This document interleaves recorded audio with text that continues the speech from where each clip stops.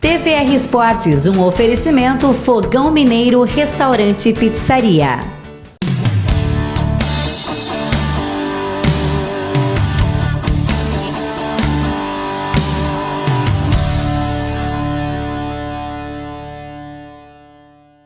Olá, a partir de agora você entra em campo com o TVR Esportes, seja bem-vindo. Hoje vamos começar nosso primeiro tempo falando de maratona. Dia 19 de outubro acontecerá a 20ª Maratona Internacional de São Paulo. A prova, uma das mais tradicionais atrações esportivas da capital, considerada também uma das principais do calendário nacional, sendo uma das últimas provas do calendário de corrida de rua. As provas buscam promover a inclusão, contando com categorias para cadeirantes e atletas com deficiência. Cerca de 18.500 corredores são esperados. O trajeto principal é de 41 km e 100 metros. Além dos 41 e 100, a prova também tem as opções de 25 e 10 km, além de uma caminhada de apenas 3. As largadas acontecerão a partir das 7h30.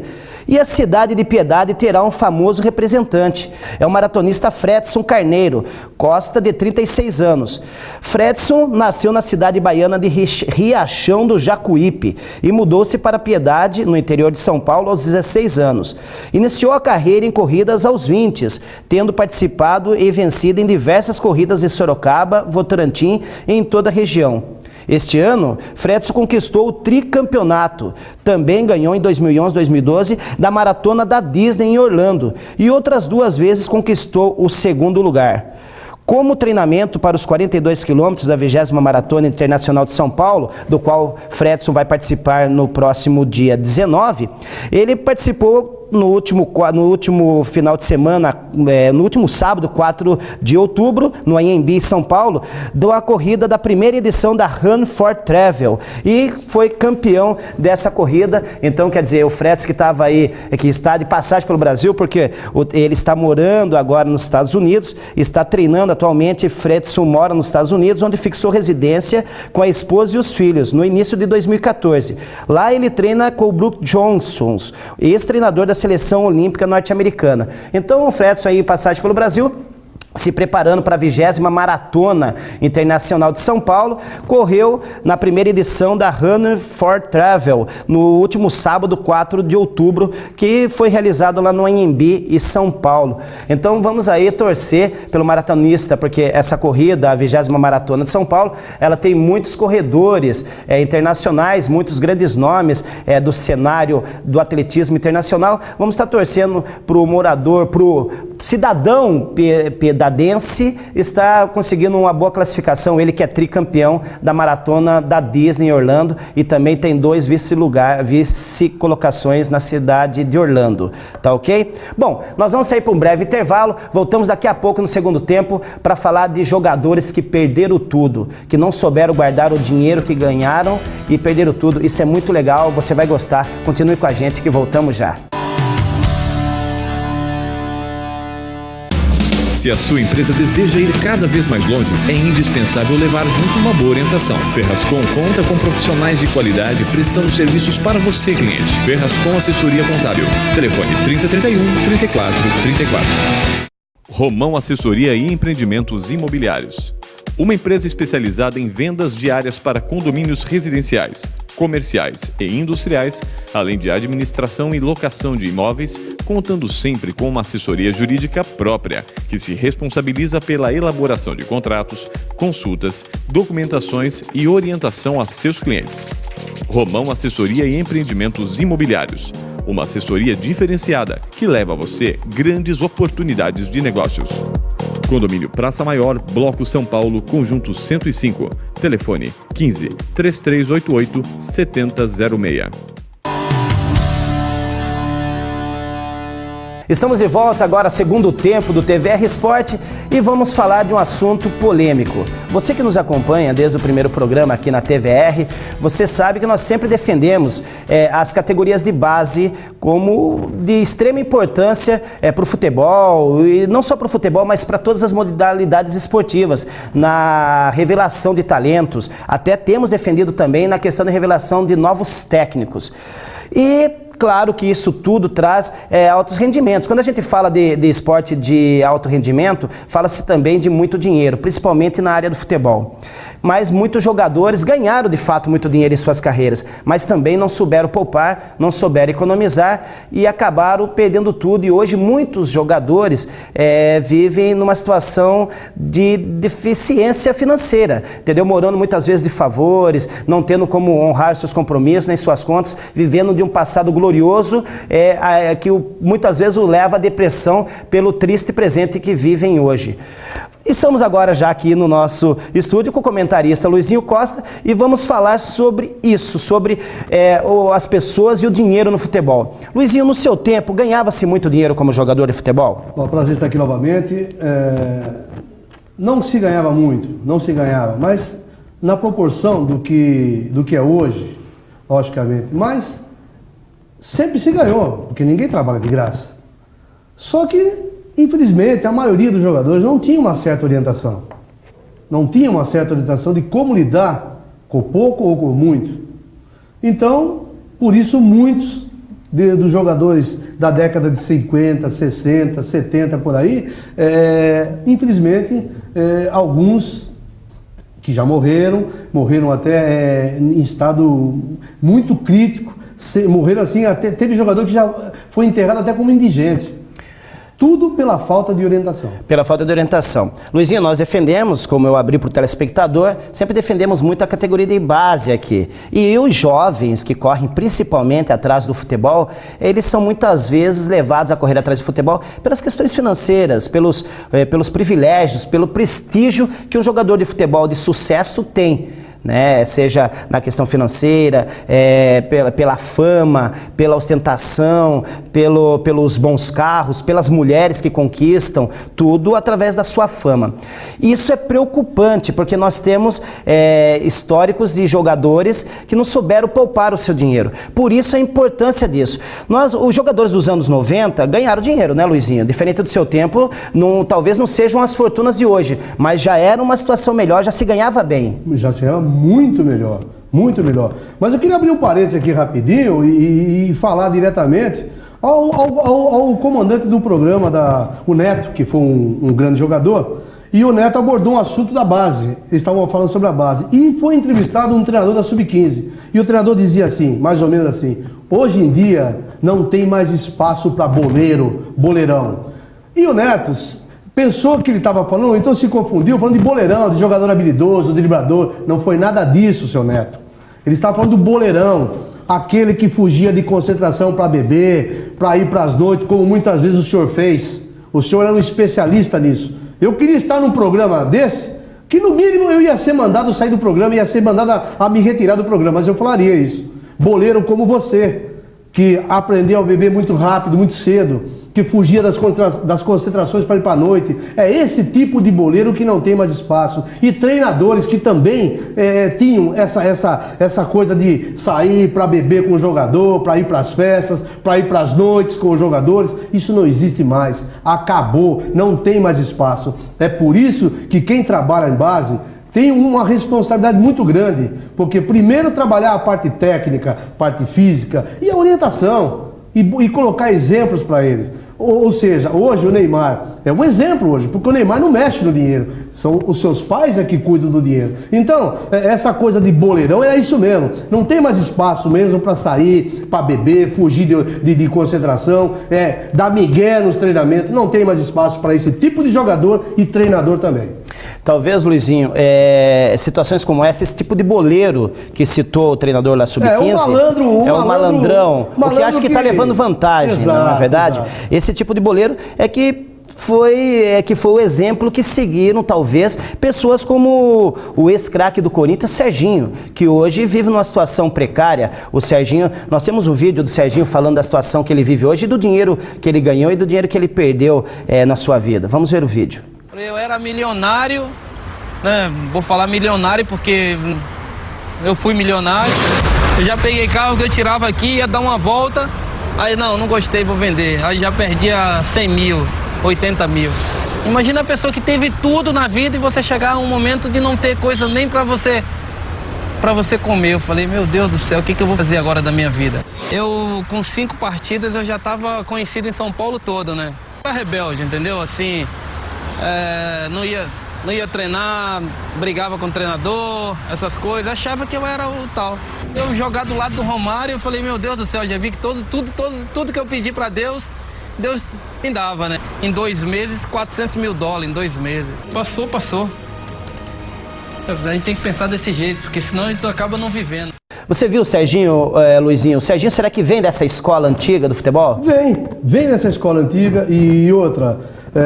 Assim, eu volto a repetir, sem orientação. Agora, quando você tem uma orientação, uma base, principalmente da família, né? Mas aí acontece aquele outro caso. Você, enquanto está sobre a tutela, a proteção dos pais aí na casa, tudo bem. Aí precisa ver a cabeça do jogador quando ele sai da casa. Quando ele vai morar numa concentração, quando desde criança começa a viver na concentração, começa a viver com todo tipo de gente. Eu, quando tinha 14 anos, eu vivi minha primeira concentração no Esporte Clube São Bento. Eu conheci de tudo, eu vi de tudo. Eu vi treinador de futebol, o seu Wilson Francisco Alves, que já é falecido, mandava a criançada dormir e depois, de meia-noite até 6 horas da manhã, o baralho comia solto. Ou seja, amanhecia o dia, eu posso falar porque eu convivi isso, eu vivi isso. De eu descer para tomar café às 7 horas, 7h30 da manhã, e o bicho estava pegando, baralho comendo solto. Até fazia uma pergunta, bom, mas já amanheceram, nem amanheceu o dia, já estão jogando baralho. Mas não, eu passava uma noite inteira jogando. Não estou fazendo crítica, não estou sendo nenhuma, alcaguete, agora está falando de coisas que aconteceram no futebol, mas aconteceu mesmo, que não pode voltar a acontecer. Nós não podemos permitir que isso volte a acontecer com esses meninos de base que estão começando agora. Por isso que é muito importante a orientação. E tinha dirigente também que participava, viu, a diretoria também encobria isso. Tinha. Um que outro também ficava jogando, não amanhecia, mas ficava jogando também. Então, é por isso que quando eu comento, eu converso e falo sobre minha vida de futebol, porque desde os 14 anos eu estou nessa vida. Então fazem 48 anos que eu estou no futebol.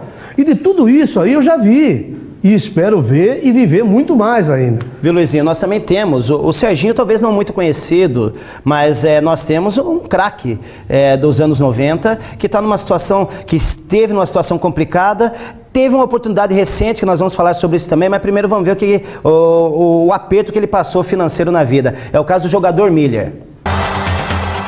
Em 20 anos de carreira, Miller jogou em 12 clubes. Com rapidez, habilidade e visão de jogo, se tornou um dos principais jogadores do país entre as décadas de 80 e 90. Para se ter uma ideia, fazendo uma simples comparação, um jogador de alto nível chega a ter um salário de R$100 mil por mês num grande clube brasileiro. Em 20 anos, esse jogador receberia R$24 milhões, sem contar luvas, prêmios e bichos. Miller nem sabe quanto ganhou ao todo, mas perdeu praticamente em tudo. Quando você é jovem, você sempre gasta dinheiro, até desnecessariamente, né?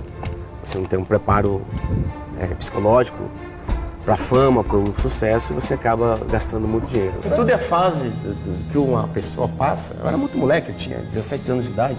Com 17 anos de idade eu já era profissional, já estava chegando na seleção brasileira, e já rodando o mundo todo, jogando futebol, quer dizer, então foi uma fase da vida que passou. Então, o caso do Miller, né, Luizinho? O caso do Miller está na memória, a gente viu recentemente ele passando por essas dificuldades. Eu acho que depois até dessas reportagens todas, ele foi contratado pela Globo, pelo Sport TV, mas na Copa do Mundo ele simplesmente não compareceu nas transmissões e mandou um e-mail se demitindo da Globo, do Sport TV, dizendo que estava pedindo demissão porque não tinha sido escalado para ser um dos comentaristas na Copa do Mundo, sendo ele, com os títulos que ele ostenta, no seu histórico do jogador, ele não tinha sido escalado. Segundo a emissora, ele foi escalado sim, ele já estava credenciado e ele simplesmente, numa atitude irresponsável, ele abandonou o emprego. Dizem que foi para assumir um cargo de cartola em um time paranaense. Agora, o cara tem memória curta também. Errou lá no passado em não guardar o seu dinheiro, ficou nessa situação que nós vimos aí nas imagens, a situação que nós podemos ver nas imagens. conseguiu um bom emprego, comentarista no Sport TV, na Rede Globo, e simplesmente some do trabalho, se pede demissão por e-mail e fica justificando o erro, atribuindo a alguém. Isso continua errando, Luizinho Miller. Mas ele já teve um mau casamento. Tudo começou com o seu primeiro casamento. Ele teve um mau casamento, muitos problemas, e depois não conseguiu se acertar mais e passou por esses problemas que todos nós sabemos. Morou aí com o Pavão, de favor, na casa do Pavão, que era um lateral e seu amigo de São Paulo também. Sim.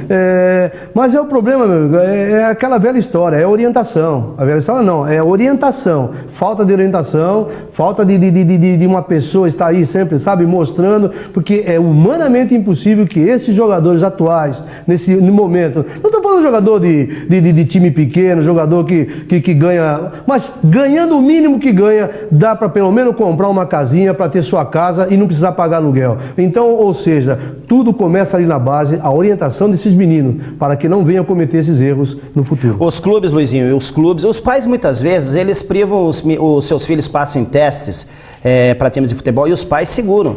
A questão não é só segurar, porque às vezes ele segurando, deixando o menino ir, tal, claro, tem que ter um acompanhamento, tem que ver quem vai representar esse menino, porque aparece empresário de todo lado, tem que ver como que vai acompanhar, quem vai acompanhar, os pais estarem presentes ali. Então, a solução não é impedir que o menino vá para um clube, porque de repente está ali inibindo, amputando uma possibilidade de um craque de amanhã e de um craque do futuro, de um grande jogador. Não, que poderá vir ajudar a família. Não é fazendo assim, mas é orientar, é acompanhar, é observar para que time vai, quem que está levando, e essa orientação vir de casa, depois quando entrar no clube e começar a ganhar dinheiro, como poupar, como gastar. Luizinho citou bem o caso do Neymar, como usar esse dinheiro, como ensinar esse atleta, que muitos novos, porque a categoria de base começa lá no sub-15, sub-14 até, estão muito novos, começam a ganhar dinheiro, tem casos de jogadores do Santos que são contratados muito cedo e os pais já começam a receber o dinheiro. Então, saber usar. E também a orientação vir dos clubes, Luizinho. O técnico tem que ser, além agora do técnico dentro de quadra, ele também tem que orientar dentro de campo, ele tem que orientar fora. Com certeza, com certeza. Não pode se dar o luxo de somente estar passando a parte do futebolística, não. Tem que saber como orientar. Bom, Luizinho, nós vamos sair para o breve intervalo, vamos voltar para o terceiro tempo, falando ainda, terminar para encerrarmos esse assunto e vamos falar de política e futebol, se elas combinam bem. Então continue com a gente que o terceiro bloco vai estar ainda mais polêmico. Voltamos já.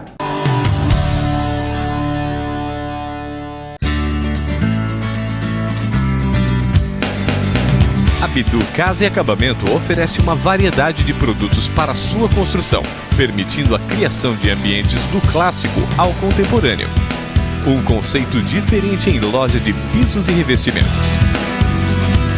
Conheça a nova loja na rua Nicolau Alonso Filho, Santa Rosália, em frente ao Hipermercado Extra.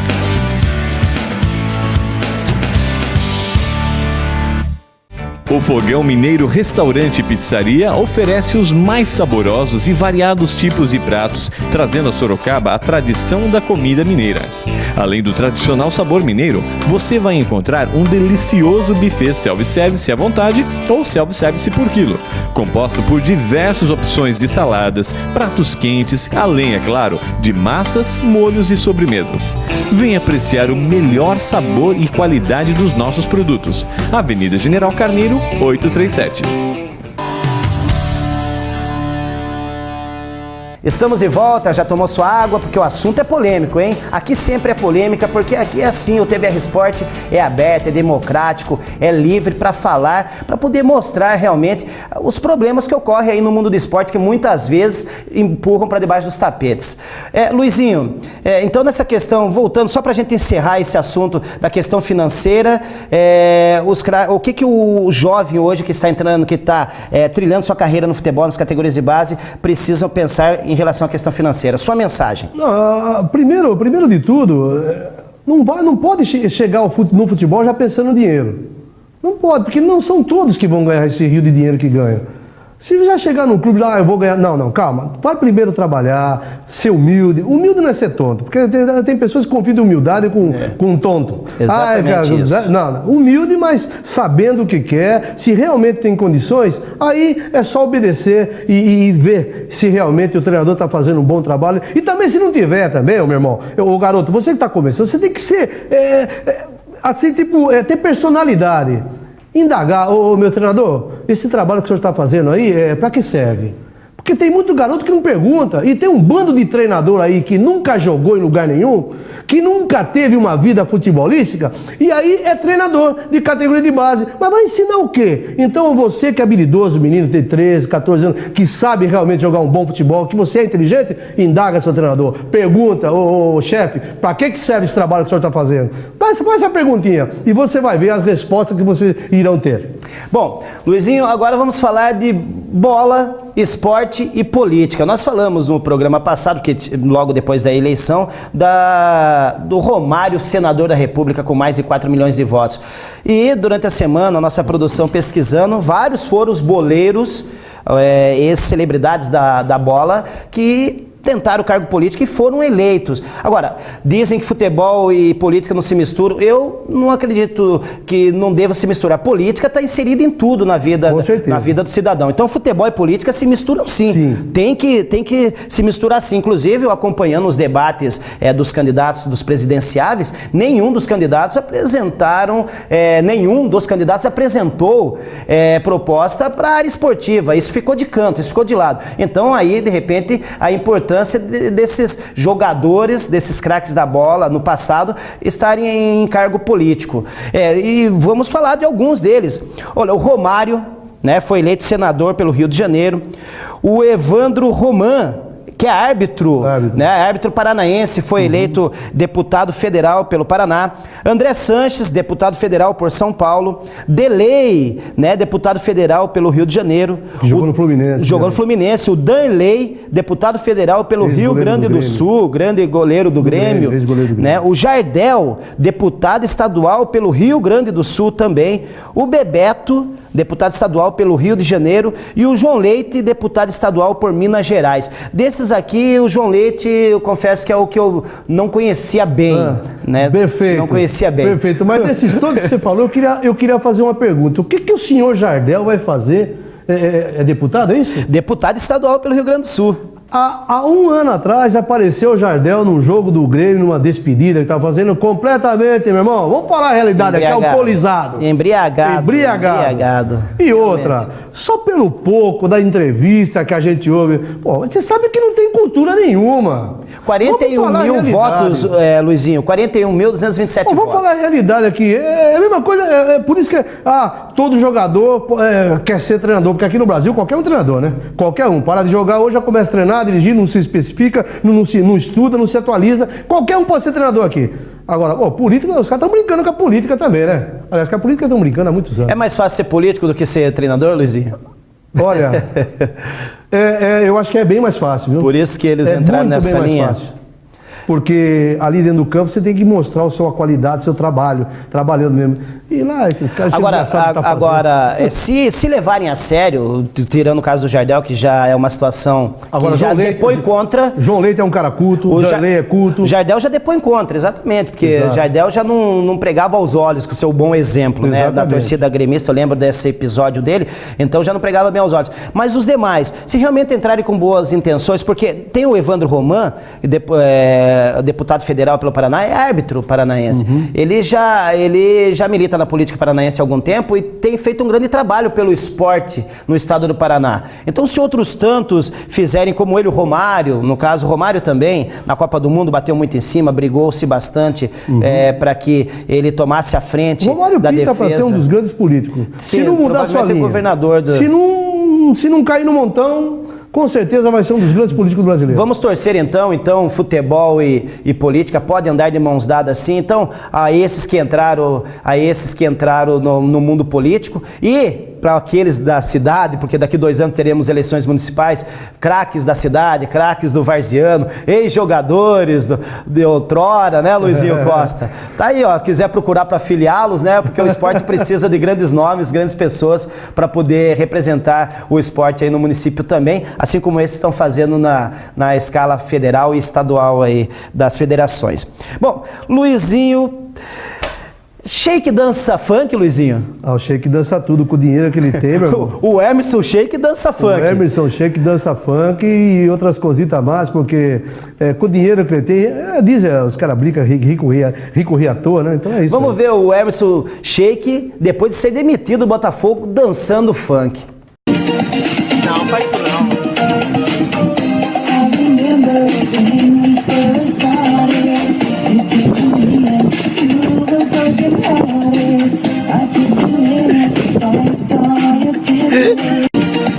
Não, faz isso não. Você vê, olha só, dançando funk. Luizinho, ele parece que não tá nem aí pela demissão do Botafogo. Não, isso ele está dando um tapa de luva de pelica nos dirigentes, porque quem pagava o salário dele é o Corinthians. O Botafogo não pagava nada para ele, o Corinthians que pagava o salário dele. E ele está dando essa mostra de que ele não está nem aí, porque ele tem muito dinheiro. Então, não vai ser 2, 3 meses mais de contrato que vai me deixar caído. Então, começou a dançar. Isso é para mostrar para os dirigentes de futebol que ele não precisa do futebol. Aliás, não precisa mesmo. Não mesmo, é referência, é irreverente então, sempre. Ao contrário do que falamos no primeiro bloco, no segundo tempo aqui do TVR Esporte, de pessoas que não souberam poupar, não souberam guardar seu dinheiro, agora, você já pensou, Sheik agora, já pensou se daqui 2 anos ou 5 anos ele tá pobre, ele tá quebrado, apareceu uma imagem, o Emerson, e aí, como é que vai fazer com a dancinha dele depois? O funk, vai dançar funk, só que daí vai dançar funk em outros lugares, se um jogador como ele, com o dinheiro que tem, entregar tudo de mão beijada agora, então é brincadeira, com todos os exemplos que já tem, né? Luizinho, mas eu prefiro a sua salsa. Aqui, meu amigo. Durante a Copa do Mundo, você dançou salsa. o nosso telespectador sabe da salsa, que você dançou salsa. Nosso querido Carlão, nosso editor, vai colocar você dançando salsa aí, você já deve estar dançando salsa nesse momento aí na tela. Né? Eu sou um bom pagador, eu paguei. Então, Luizinho, eu vou lançar um desafio aqui, você telespectador do TVR Esporte, que nos acompanha aqui toda semana. Você participe através do e-mail tvresportes@hotmail.com, manda lá sua mensagem pra gente, ou então participando lá no Facebook do programa, facebook.com/tvresportes, coloque inbox ou coloque aberto para todos, para que todos possam ver qual a dança você achou mais bonita aqui no TVR Esporte. O funk do Sheik, do Emerson Sheik, ou a salsa do nosso comentarista Luizinho Costa. E semana que vem nós vamos estar sorteando para vocês todos que participarem um rodízio de pizza para casal no Fogão Mineiro, ok? Então, vamos ver se a salsa do Luizinho... O meu voto é pro Luizinho, vamos ver o que você tem a dizer. Então, okay? Luizinho Costa, eu quero mais uma vez agradecer a sua participação no programa. Eu que agradeço, estou sempre à sua disposição e é sempre um prazer estar com os nossos telespectadores. Até uma outra oportunidade, galera. Luizinho, esqueci, momento fair play? Hoje eu quero mandar um abraço para todos os meus familiares lá de São José dos Campos, que estão ligadíssimos no TVR Esporte. Um abraço a todos também. Eu quero mandar um abraço no Fair Play pro Evandro de Tati, que nos acompanha nas redes sociais e assiste sempre ao nosso programa. O Evandro, um grande amigo, já trabalhou comigo no passado. Um grande abraço, Evandro, para você e para toda a sua família. E ao Evandro e a todos que nos assistem, a você de casa, obrigado pelo carinho da sua audiência. Te vejo no próximo programa. Até lá.